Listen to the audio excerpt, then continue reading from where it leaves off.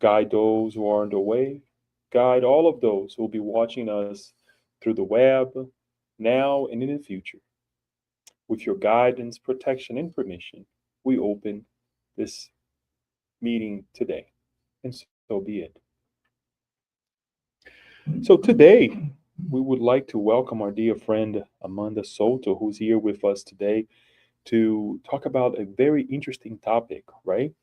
And I just would like to formally introduce our dear friend so that we can pass the word to her. Amanda Souto is a lifelong Spiritist who has been a part of the Allan Kardec Spiritist Society of Maryland since she was 5 years old. She gives lectures in both English and Portuguese. She also teaches an adolescent group at the Allan Kardec Society of Maryland and helps coordinate charitable activities and collaborates with other Spiritist educators across the U.S. In her professional life, Amanda is a infectious disease epidemiologist. Yes, so she started at 5 and she's only 16. So but with no further ado, Thank you. I would like to, first of all, thank you, Amanda, for this moment. And Amanda today will be speaking about moral reform and spiritual growth as the answers to hardship. Thank you, Amanda. Thank you so much. An extra thank you for that 16 comment. I really, really appreciate it. So let me just share my screen really quickly here with everyone. Okay. And so, as Leo said, today the topic that I'm going to be covering, I've titled Moral Reform and Spiritual Growth as the Answers to Hardship. And so when I was invited to come give this talk, I was really given free rein of what to choose, which obviously immediately overwhelmed me. And since it was originally going to be last month, I asked myself, what's something that's impactful enough to start the year on a good note? And we know amongst those who write these talks that the first person we're really talking to when we prepare these is ourselves, not the audience. And I'll speak for myself, but I think a lot of the world would agree that 2025 was a complicated year for humanity and the planet. And a lot of things are constantly happening, right, as our planet transitions out of this state of trials and expiations. And last year, I frequently found myself at a bit of a loss, asking, why is this happening? What am I supposed to learn from this, really? And so I turned to my faith for a lot of these answers because Instagram was definitely not going to help. And what comforted me the most in all that I read and reflected is the perfection with which the spiritual world operates, despite the chaos that we see with our limited vision. And how perfectly and justly God has created the world, despite how difficult it may seem to see this in our interactions with each other. And I was really calmed by this understanding that everything has a reason for being and a motive for changing, and that we are neither innocents nor without our own agency. So I've pulled this talk together in the hopes that I can pass some of that serenity and consolation that I found for myself onto you.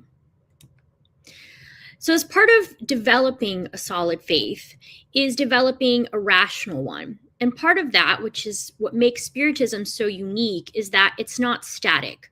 The truths of our faith that are revealed to us progress as we progress as well.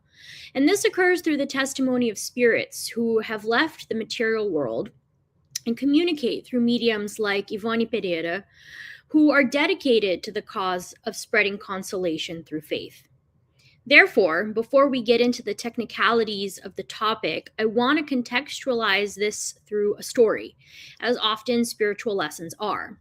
If we consider the parables of Christ or the Spiritist novels like this one, titled On the Canvas of the Infinite. It was written by Ivone Pereira in Brazil through her perspective, but the stories are of two experiences she was shown, the spirits of Bezerra de Menezes and Camilo Castelo Branco, respectively. And for our chat, I'm going to be using the first story in this book that's titled simply A Sad Story. So in this story, Ivani is admiring the view from her window in central Minas Gerais when she dozes off. And as her spirit releases itself temporarily from its physical shell, as we do in our sleep, she's met with the spirit of Bezerra de Menezes. And she follows Dr. Bezerra's spirit, understanding that this meeting between them is occurring for a higher purpose. And he eventually leads her to the city of Rio de Janeiro, where they pass scenic images of beaches and beautiful architecture, and eventually find themselves in the depths of the favelas, in a place called the Morro do Querosene, which in English would translate to Kerosene Hill. And Ivani describes a truly devastating scene within the favela. In her own words, she says, "From the innermost soul of those beings, devoid of any social support, exploded sentiments of hatred, rebelliousness, jealousy, and resentment, whilst all their habitual attitudes bore witness to the disease of despair that ate away at their ability to react. The brutality of their instincts, the widespread vice, everything bad that total suffering could produce, everything that hunger, ignorance, bad upbringing, lack of faith in God, physical and mental infirmity was capable of inducing in the human character." In this dire scene, we find a young woman, barely 20 years old, named Palmira. And Dr. Bezerra describes her as pure and good as any immaculately white, sweet-smelling lily that has flowered in the swamplands. And Palmira is in the final moments of her life, her young body not resisting the tuberculosis infection that had ailed her for some time. But despite this, Palmira is calm, her only concern being for the two younger sisters she will be leaving behind. And Dr. Bezerra explains that she is going to soon receive the respite that comes from having borne her suffering well, and for having morally risen herself above the conditions in which she was born. And why was Palmira born in these conditions? How does a lily bloom in a swampland? Well, in a planet of trials and expiations like ours, we live difficult lives in the physical planes as reparations, truly as opportunities to help ourselves. And so Bezerra takes us to understand the origins of Palmira's suffering, not in the current life, but in a previous one. So we go back in time into Palmira's past to understand the source of her current suffering. And we're transported to the previous century, where we find a very different Palmira. She's a beautiful woman who takes pleasure in the attention she attracts. In this life, she was also born into poverty. Her mother and her spending their days toiling away, making dresses for the empire's elite, while barely having enough food for themselves and Palmira's younger siblings. Palmira lives in a state of resentment and discontent, desperate to elevate her station. In the process, she meets a nobleman by the name of Guilherme. He is immediately enthralled by her, but a proper marriage between two people of such different social classes was unthinkable. Her mother anguished over Palmira's deviations and warned her that a dalliance with this man would bring her nothing but ruin, both moral and social. Eventually, Guilherme, having always known his relationship with her would be nothing but physical, gives her an ultimatum: give in to his physical desires or lose the material wealth and social advantages of his attention. Against her mother's pleas, Palmira goes, leaving behind her family for a life of material pleasure, greed, and lust. She becomes infamous for the families she ruins with her seductions, never again giving any thought to the family who loved her so much. And as it goes, eventually, Palmira's famous beauty fades, and after a life lived in vanity and physical pleasure, she has nothing to show for her life but the marks of age and bitter loneliness. She finally realizes the consequences of her actions. She yearns for the mother she rejected and mourns the life she could have lived. She eventually spends what remained of that incarnation attempting to atone for her mistakes by dedicating herself to orphans and widows. But after a life so misled, she passes alone, her wealth plundered by the immoral company she kept. So what does Palmira's story teach us about hardship? First, it teaches us that we are often the authors of our own suffering. As humans, we have a hard time coming to terms with this one, often because of our own pride. What do you mean this is my fault? Or when we look upon someone like Palmira in her most recent incarnation, destitute, suffering, and so young, we struggle to wrap our brains around the concept that we are products of the divine laws of cause and effect. We have to remember that these laws are infinitely just. God does not condemn any spirit to live in the lower ranks of existence forever. We are all created with the equal potential of progressing towards perfection, and this potential is moderated by nothing but our free will. We move forward or we stay put according to the decisions we make for ourselves.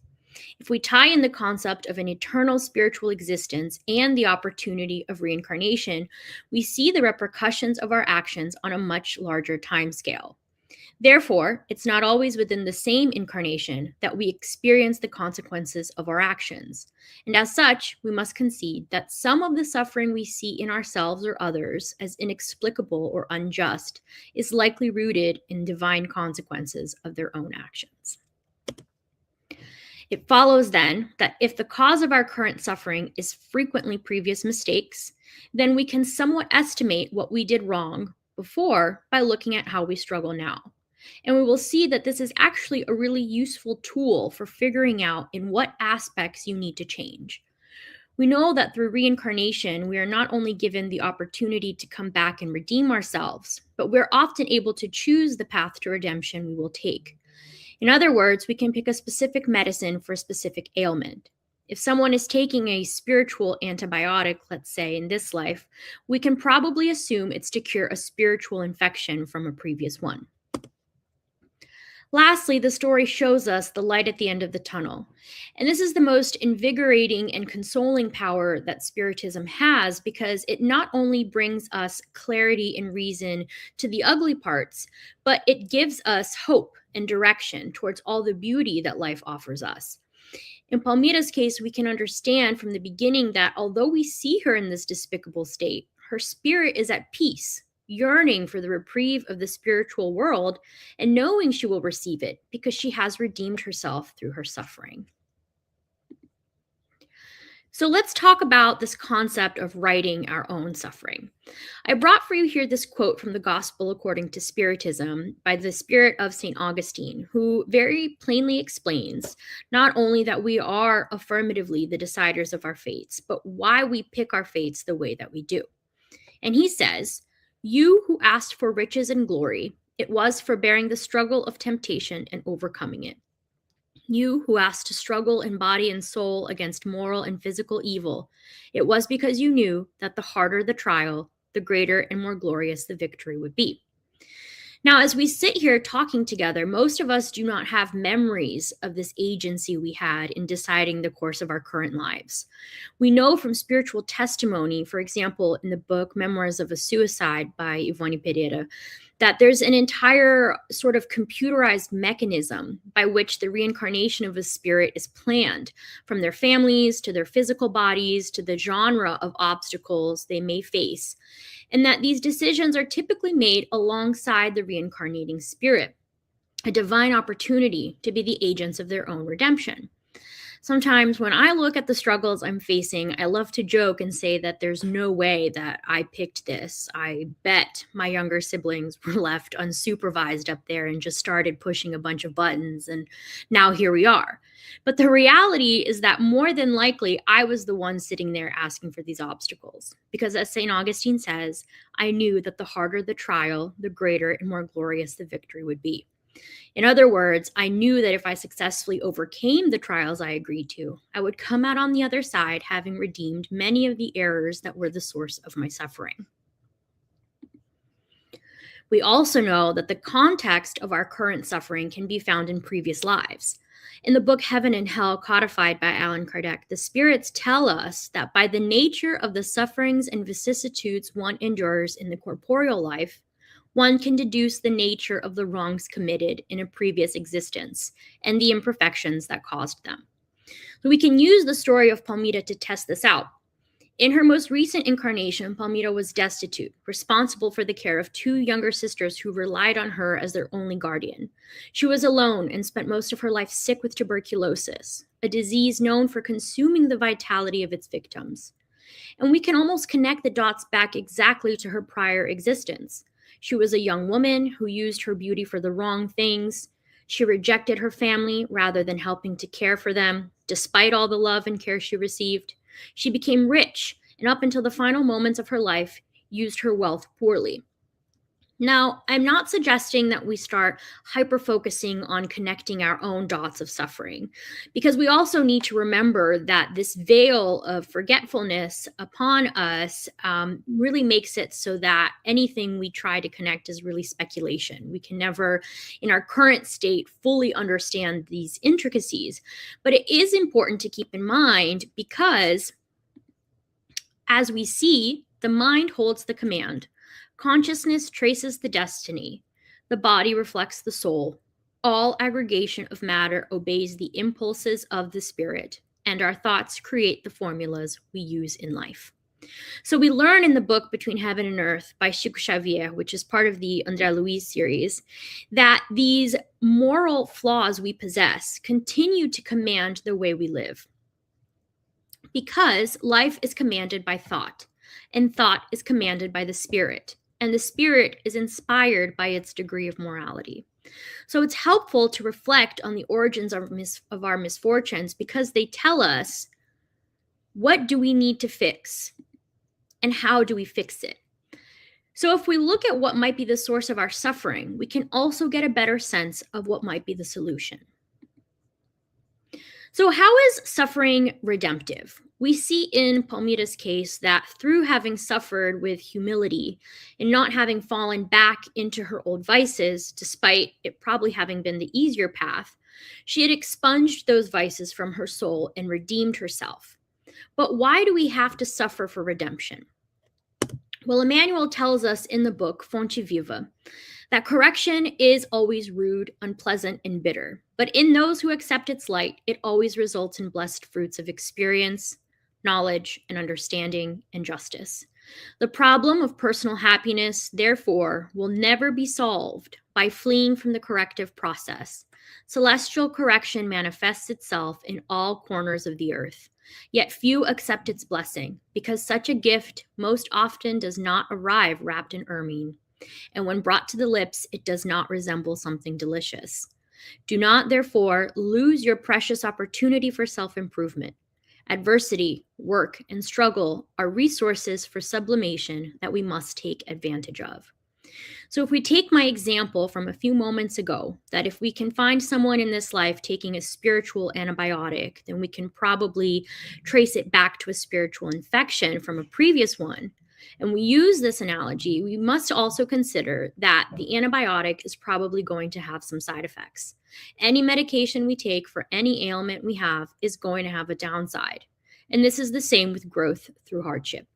You need to take the medicine and you need to take all of the side effects it comes with in stride because you know it's the only way to make you better. And the spiritual world even does us the kindness of letting us pick sometimes which antibiotics we can handle better. So Emmanuel is telling us that the process of correcting wrongs, of redemption, is really difficult, but that despite these, we cannot lose the precious opportunity for self-improvement. We need to look at suffering for what it is on the scale of our eternal spiritual existence, and not for what it represents in the short period of time we spend in the material world. And when we're able to see this as the case, then we can see how these are really resources we're being given for teaching our spirits how to progress. So I mentioned that Spiritism is this great resource for not only clarifying, but guiding us in the right direction. So how can we actually use hardship to redeem ourselves? How can we look at this as a way out rather than an end? The spirits tell us in the book Heaven and Hell, in a section that's really interesting for the purposes of the theme of this lecture. It's titled The Penal Code for Future Life, and it essentially lays out according to which principles our future life struggles are going to be decided. And it tells us that what God requires for the end of suffering is a serious, effective improvement and oops. Are you guys still good? Okay, I'm start from here. What God requires for the end of suffering is a serious, effective improvement and an authentic return to the good. So, put very simply, when faced with hardship, how do we get out? The answer is that we improve ourselves and we practice the good. So, let's get more specific. What's the process? First, it's repentance. We must acknowledge that an error has been made and that it must be rectified. We must beg forgiveness. But simply asking for forgiveness is not enough merit. It only brings us part of the way. The next step is expiation.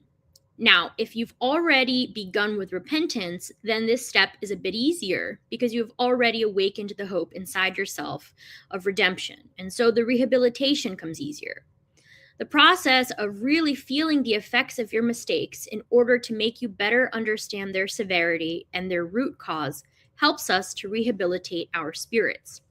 But of course, purely coming to expiate is not enough. We have acknowledged the mistake, we've suffered for the mistake, but now what? And now we repair, because only reparation can annul the effects of our mistakes and destroy their cause. Otherwise, forgiveness would be an act of grace alone and not an annulment of the wrong committed. In other words, where would our merit be? If we were simply forgiven without having to repair, then what did we really learn?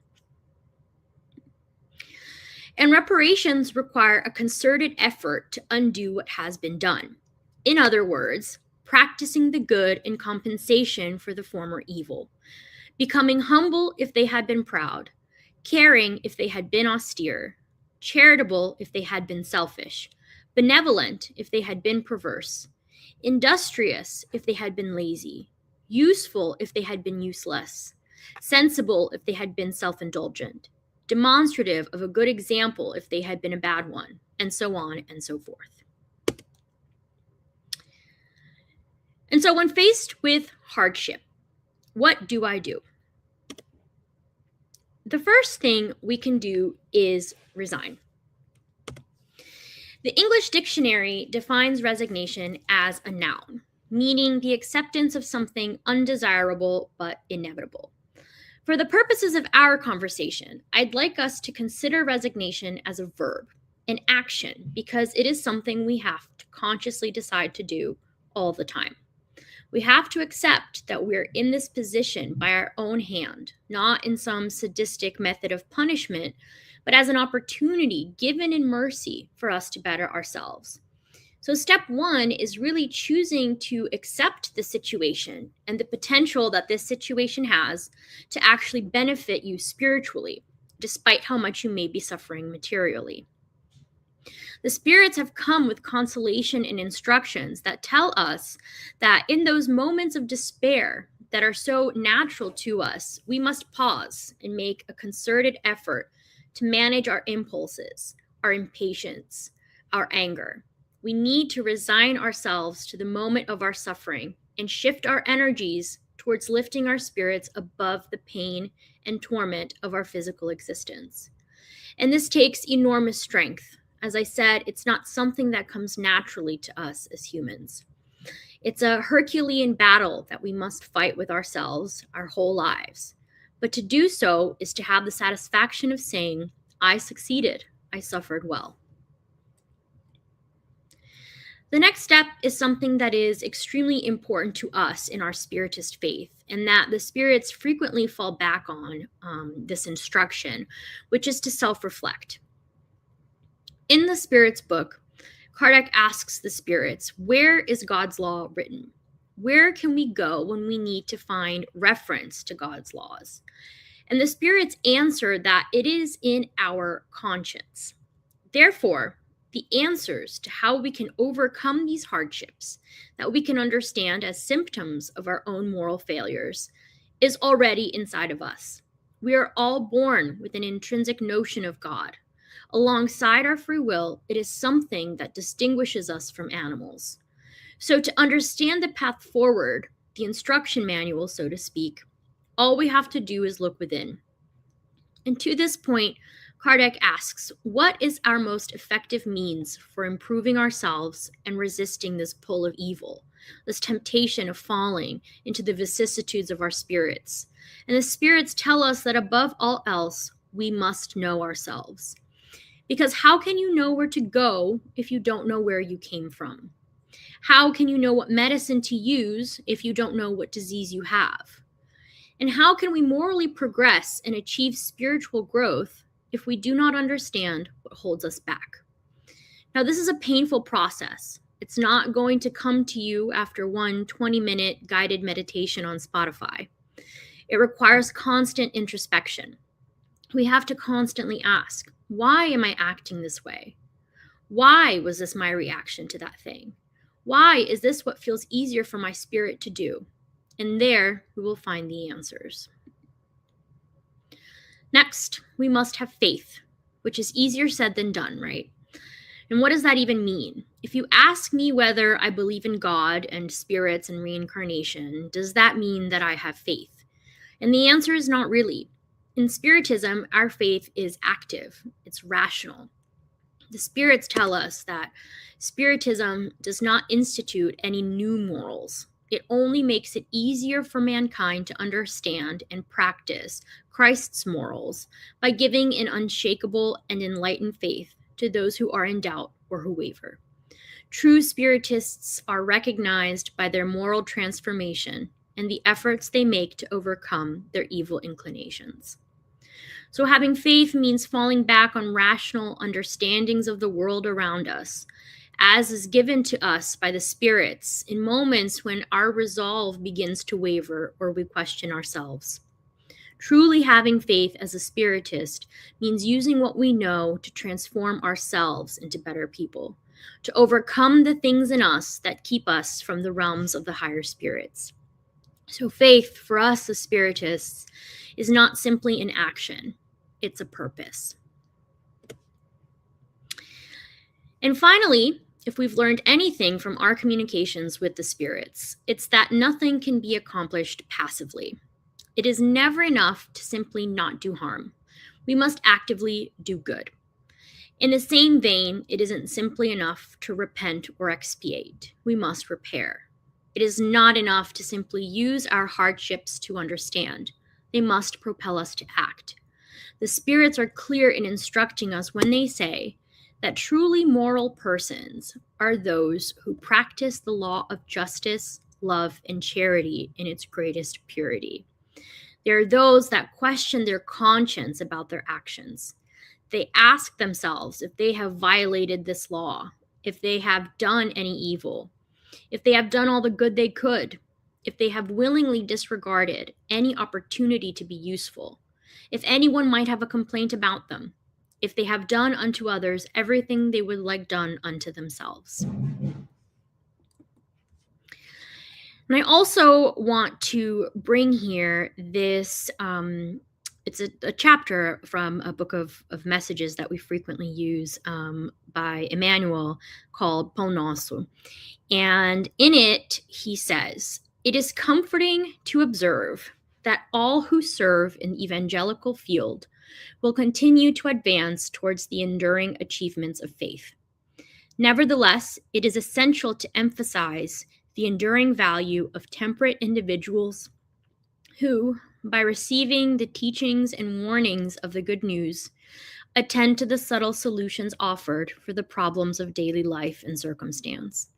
They do so without allowing their personal development to drift away from Christian foundations and principles, which must guide all service to the sacred and indispensable word.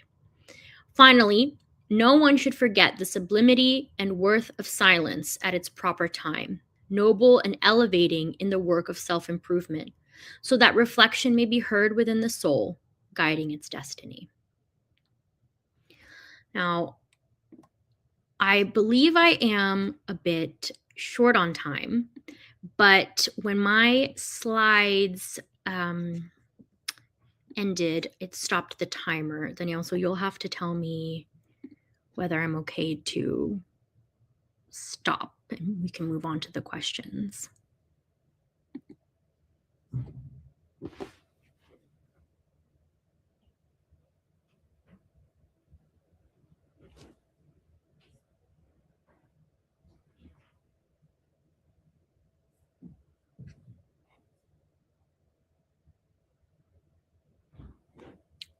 Hello?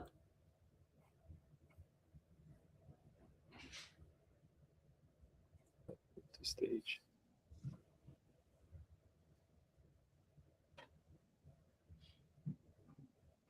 Amanda, can you hear me? Yes, I can hear you now. Okay. For some reason I can't. Let me bring the two of us here. You All see it? right. Okay. Yeah. Sorry about that. For some reason, my Yes, screen. perfect. No, thank you. Thank you for. You do have some more time if you want to say anything else. But yeah, do you still need some more time? No, I think we can just move to the questions. I think it flowed, so I'm good. Okay. Yeah. I don't have anything. I don't have anything online to share in the in the moment. I know we do have some friends actually following us, but if it comes up, definitely I'll bring it over. But I'll open up for us here if we have any comment, question. Huh? I have a suggestion. A suggestion. Okay. Do you want to come over? Yes, because I don't have the. So Alba will be actually suggesting something. Yes. Hi, Amanda. Oh, I'm short.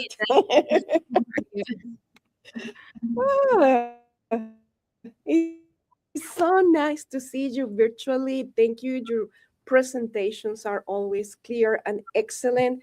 I'm curious about the very first book in the Canvas, something, the very first book that you show at the beginning, where you took the story of Palmira. Yeah.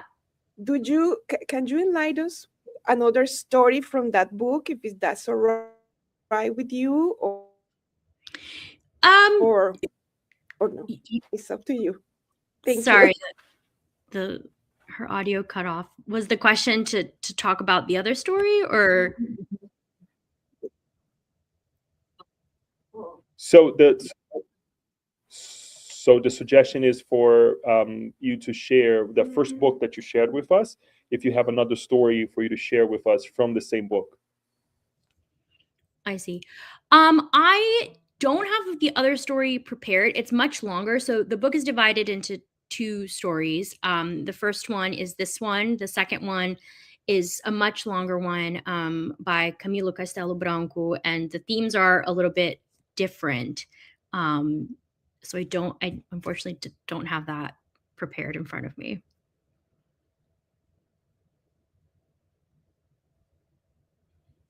No worries, that's fine. But I do would like to make a comment as well as for you to elaborate on the matter as well. You brought something really interesting, right? We, as Spiritists, as we learn Spiritism, one way or the other, we come in contact with the reality that we are we lay the foundation of our present, obviously, and then obviously for our future, right? And one thing that you said is not for us to live in this idea of, oh my gosh, I'm going through this now because I have done something crazy in the past, right? So for us who are studying or getting to know Spiritism, what would be your recommendation if that comes to mind, and what to do if that comes to mind, so that we don't enter in a stage where we're punishing ourselves rather than just acknowledge and move on? I think that's a really valid question. I think even for those of us who have been spiritists for a long time, that kind of self-martyrization kind of continues to happen, right? Because in the same vein that we have to understand that we frequently, the reason that we're suffering is because of something we've done. The goal is not for us to be kind of stagnant in this guilt, right? And to feel guilty, because we also believe in our faith that guilt is not a productive feeling. So us kind of descending into this spiral of, feeling really bad for what we've done, and to, be really kind of telling ourselves, we deserve to suffer because we've done XYZ, I think is not necessarily the point of why we're given this knowledge by the spirits. The point is not for us to feel down on ourselves and for us to, to invalidate the fact that we're struggling. On the contrary, the spirits validate constantly that the pain and the struggles that we're experiencing are very much real, what they want us to do is to feel like we have the agency to continue to do something about it, right? If the logic being that we've landed here through our own agency, we can also get out of this through our own agency. So it's this understanding, one, that, we are not in the position we're in for no reason, right? It's not one kind of cosmic joke. There is a purpose. There is a sense of justice involved. A lot of times when tragic things happen, people that don't have this understanding, they often ask, why me? What have I possibly done to deserve this level of suffering? And so what that logic brings us is the answer to the why me. That being said, the purpose that is not then for you to, massacre yourself on this hill of the errors you've committed. Thank you so much. And a follow-up question to that. And I'm just going to add one element. What about people that sometimes we have this feeling that is like, just like you said, like between siblings, right? Why me? Why do I have to put up with this? Why, when sometimes that feeling is genuine, it is valid, that it is something you haven't done anything to go through with what we're going through in this lifetime, but we have something that we believe that is from the past, or sometimes the other person believes it's from the past, right? So what would you recommend? That's an excellent question. Let me see if I understand it correctly. Are you asking in terms of how we should, when it's relationships that we have caused to be the way that they are and we're not understanding? Yeah. Okay. Yeah, that's a good one, especially if you have siblings, right? Because that's a relationship you didn't really choose, right? So oftentimes the question is, how in the world did I end up with this specific sibling relationship? But I think it follows the same logic. So obviously we don't exist in a vacuum, and none of our previous existences occur in a vacuum. We are constantly interacting with spirits, and we are forming relationships with these spirits. And those relationships continue across lives, right? The good ones and the bad ones, the ones that, we attract to ourselves either through our better actions or our not so good actions. And so the same way that you may see the consequence of an action from a previous life in a hardship, you may see the consequence of a poor relationship from a previous life in a current relationship. And the spirits tell us, frequently that the only way for you to fix this is to fix it now, in this opportunity that we're giving you to come and have crossed paths with each other, whether it's, as siblings or as friends or coworkers or, what have you. You're being given the opportunity to reincarnate and fix your previous mistakes. And you're also being given the opportunity to reincarnate with others whose relationship you may need to fix. So it follows the same logic, and I think the remedy is the same, right? If you're struggling in a difficult relationship with someone, it's for the same reason and same purpose.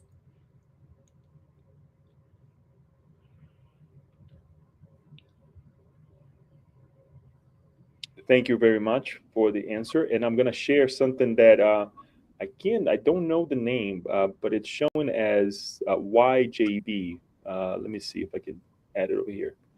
And the person says, thank you for your presentation. How can we take this message to the non-spiritist without seeming to condemn them? Yeah.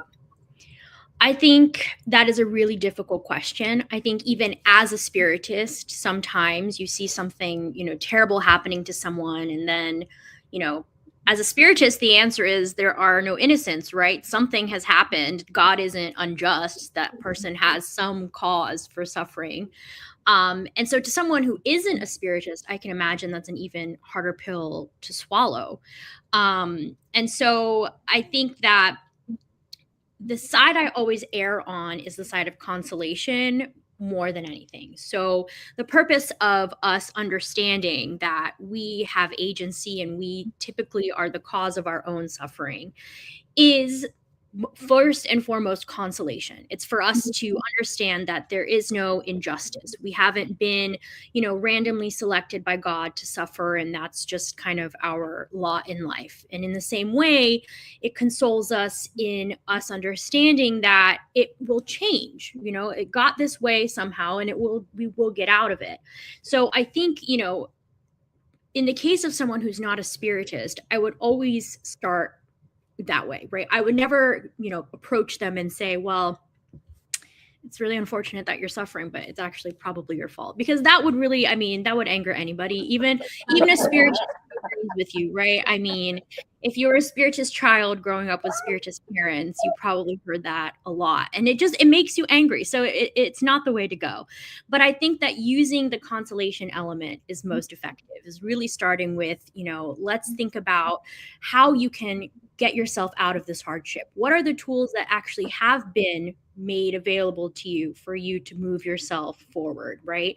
What are the things that are inherent in you, the lucky things that have been brought with you in this life that help you kind of push yourself out of that situation? Thank you so much for that beautiful answer. And yes, it's sometimes we want to do that, right? You're paying for it. Told you so. And I have to say, though, that in many cases, it's also a reaction mode, because we do that to ourselves, right? We tend to punish ourselves that way as well. So I think I'm glad that we're talking about this. And it was actually our friend Yvonne who actually presented the questions. She put on the chat her name. That we're asking this and we're talking about this because it's also alleviating for all of us. It's helpful to all of us to also think of ourselves that way, right? Look, I don't have to punish myself. I did something wrong, we know, but what can I do now, right? How can I get out of that? So thank you. Beautiful answer. Anyone else? Paula, please. And I'll adjust this for your height too. At our center, we got one that moves up and down, because otherwise I have to wear like 6-inch heels when I go. You guys are fancy. Hi, I really appreciated your talk. It was excellent. And I'm not sure there's an answer to my question, so I'll just share it. I'm always thinking about the dissemination of Spiritism in the United States.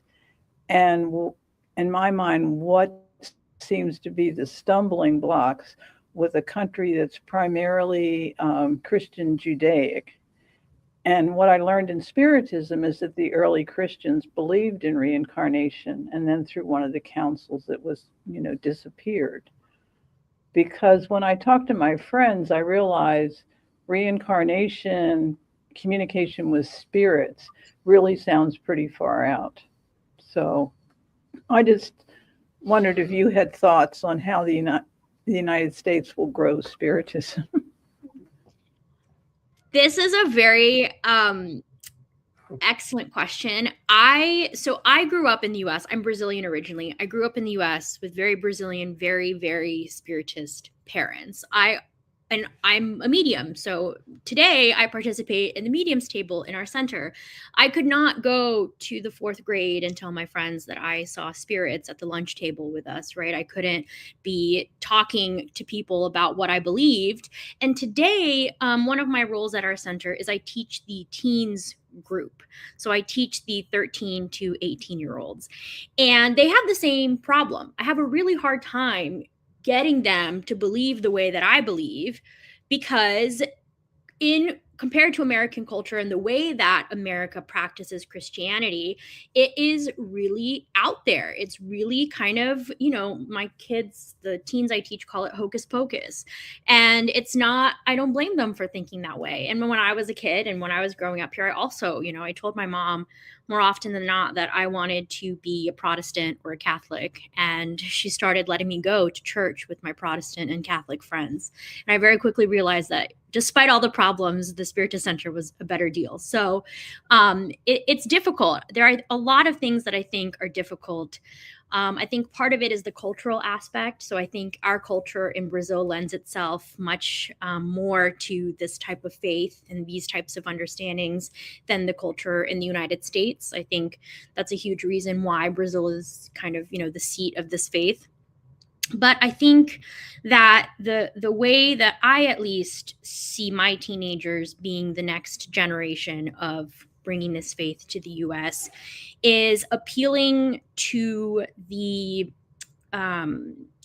the way it makes us act. So in the gospel, it asks, how can you recognize a spiritist? Because we don't wear specific clothing, we don't have specific prayers. And the spirits answer that you recognize a spiritist by the way that they act.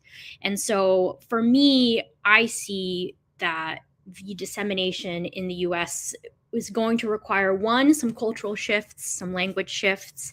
It's going to require some fresh faces. And I think it's also going to require our showing through example and, giving talks like, for example, the one that I'm giving today, right? Someone may not be interested in the talk itself, but if I behave in my daily life the way that I behave, or I supposedly tell us to behave in this lecture, then that starts to call attention. And as an adult and in my adult life, because unlike how I appear, I'm not actually 16, but it tracks, right? There are certain times people see you reacting in certain ways and they're like, how are you so calm? Or how is this how you perceive the world? And then, little by little, you start to introduce the why, Do my friends nowadays know that I work at the mediums table Tuesday nights? No. But, little by little, I think we're going to start chipping away at it. And one day we'll get there. Thank you for the question. Thank you. And thank you for bringing the self-realization aspect in that sense as well, right? Can we, if we just preach and we're not doing it, it's not going to go anywhere, right? It's just going to take longer and longer and longer. So thank you for that, sharing that as well. Anyone else? I have to ask all the questions. No, I think the since you brought this idea of growing up on a very spiritist home, I hope your parents didn't say, when you had to complain about something, they say, well, it's just reincarnation, part of reincarnation. I hope they didn't say that to you. But on a serious side, since you deal with young adults, right? Some of them, what would you say in that realization in terms of the struggles of life, right? And I would like to point out to, in general, right? Like we say, family members, struggles at work, struggles at school, at work for some of them as well. How to understand. I mean, what would you say if you were in a group of, with a group of kids where they're struggling with something, or like the situation of the United States, right? How would you bring this uplifting idea of through this struggle, we can succeed? Yeah, well, you've just described my mission every Thursday evening. I don't know if I've succeeded or not. You'd have to ask them. But this is exactly, what is happening, right? I'm sitting with a group of 11 kids, ages 13 to 18 years old, and the world that they describe to me, even though I'm not, that much older than them, is so different and in a really scary way than the world that I was in there when I was their age. And I tell them, first and foremost, that what I'm offering and what I think Spiritism offers is a different perspective. You don't have to look at it like I'm trying to convert you to a religion. You don't have to look at this as like a baptizing or Sunday school or anything like that. I'm trying to offer you a different perspective that for me works. For me, the logic of this holds up. And our kids in the youth program are very logical. So they're very, I appeal to them through this like scientific, logical side. So the argument has to make sense. And luckily, in Spiritism, the argument typically does, A follows B follows C. And so that captivates them. And that makes them, when they ask me questions, and they ask me a lot of questions, there's a lot of what if scenarios. I 90% of the time don't have the answer. But when we go back to the Spiritism Spiritist answers, it answers their questions. And so I think that, as I'm talking to them, and this fact that the faith is rational, the faith is logical. If you look back at the answers, they make sense. They're not asking you to believe anything outside of your reality deep down. And this brings a certain level of comfort, because if you can kind of understand why you are where you are, you can predict what's next. And that's what, fills us with a lot of fear. Is even, now I'm suffering, I'm going through this. If it's bad now, what's it going to be like tomorrow? How do I, where does this end?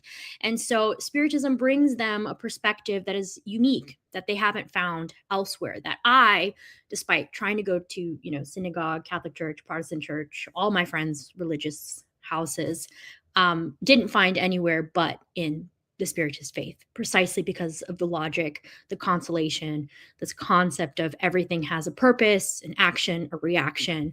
I'm not just kind of, a video game character in some larger, game. Thank you. And thank you also for, the work that you do, because it's not easy. And I think, going back to Paula's question, this is also a way that we can hopefully, develop minds and hearts that will hopefully open the doors for like a wider acceptance of Spiritism. And I would say, if we can just get like a wide acceptance of spirituality, that's a good start, right? In terms of spirituality, with the foundation of religion that we also encounter with Spiritism. So, thank you for that, because it's definitely not easy. I don't think I can do it. I don't think we have a work most of the time. Yeah, it's so keep working hard at it, keep trying, because we send our prayers to you as well, because that's not an easy thing. Thank you. Let me see. Anyone else? Any question? I don't see anything online. So we thank you so much for this moment, for this discussion, because when one of the things that we often say at the Spiritist Center here is that we're all struggling, we're all going through issues, right? And I think if we find these topics, these conversations, right? As you mentioned earlier today, it was up to you for you to go ahead and decide what you're going to talk about, and I think you nailed it, because we don't know sometimes what to do with our struggles, right? I think that is a great uplift to all of us to see it, the benefits of the struggle, that moment, that, we often sometimes think that, oh, I wish I was like so-and-so, but we often forget that it is a struggle that sometimes keeps us grounded, right? Stopping us from creating more difficulties in our current lives and the future ones as well. So thank you for choosing this. Thank you for sharing this with us, bringing the case as well. Obviously, the book is an amazing book as well, right? Yeah.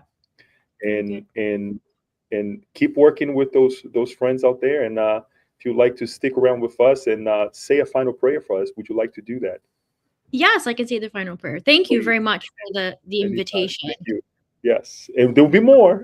Well, I mean, I just hope you went well. I know the timing and the screen sharing got a little messed up. You did perfect. Thank you. Okay. All right, friends. Then let's elevate our thoughts and breathe deeply, bringing to mind the image of our dearest master and friend, Jesus, who guides us towards the path of moral perfection, of a happier eternal life. Thank you so much for the opportunity that this doctrine presents us, for reforming ourselves morally and spiritually, for understanding our suffering, for giving us the empowerment and the agency to do something about our suffering, and for always bringing us the consolation that comes with the example of Christ. With that, thank you so much for this opportunity. We ask that everyone make it home safely. We ask for the permission to end tonight's talk. So be it. Thank you, Amanda, one more time. And we hope that you have a wonderful weekend. And thank you so much. More to come, hopefully. Likewise. Okay. Thank you, everyone. Have a good night. Have a good night. Bye-bye.